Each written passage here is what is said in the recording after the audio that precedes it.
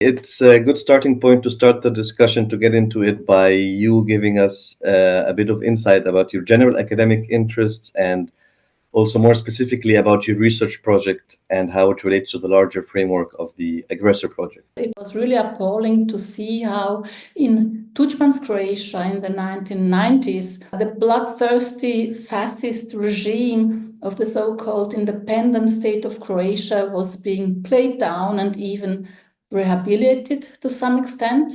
Ante Pavelić, the person I'm dealing with, was the Poglavnik, the Führer, one can say, of this state. He was a devoted follower of Hitler and Mussolini. Pavelić and his Ustasha movement, they determined the Serbs to be the mortal enemy of the Croat people. About 300,000 were killed and the part was expelled. And as it became clear that it was impossible to get rid of this vast population, the Serbs had to convert to Catholicism. Or one could say they could try to save their life by converting. Pavelić and the Ustasha didn't hesitate to annihilate also the Jews and the Roma minorities to please Hitler. Maybe sticking with Ante Pavelić, unlike Hitler and Mussolini, he has received surprisingly little scholarly attention. Why do you think there is a reluctance to critically engage with his role? Believe it or not, there is not one academic biography about this eminently important figure. The most important part of my task in this project to find out why is this lack of interest for this brutal aggressor while he was the undisputed ruler at the time. It is important to know that Pavelić and the Ustasha, they were not elected. They were imposed from outside by Hitler and by Mussolini. So there was no need to explain how and why they could gain power.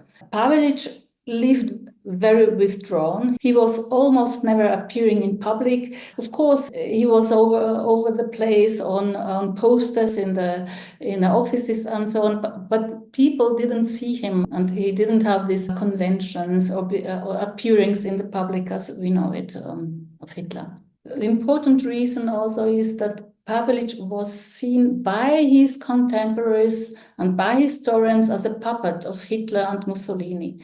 So somehow it seemed not so necessary and even rewarding to dig into his personality. It was rather the people directly involved in the killings and in the concentration camps who were important for the victims as well as for the historians. In the post-Yugoslav memory politics, we can kind of see an emphasis on collective victimhood rather than individual culpability. How does this shape the portrayal or absence of a portrayal of Ante Pavelić in Croatian memory specifically?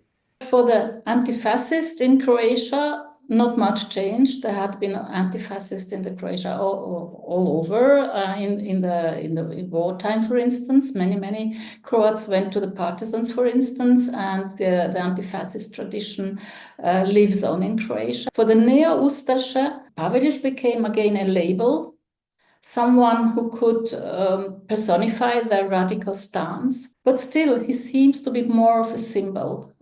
Even today, the concrete heroes of the Neo-Ustasha are again certain figures who distinguished themselves in the daily fighting and killing, like Eugen Kvaternik, Max Luburic, Jure Francetic. And the same is true for the side of the victims. Pavelić is the label, but the real brutes are the executors of this policy. The Balkans are often said to, and this is put in heavy quotation marks, produce more history than they can consume, a view that is reinforced by the 1990s wars. Do you agree with this statement, or is the use of history to justify aggression unique to this region or part of a broader global pattern?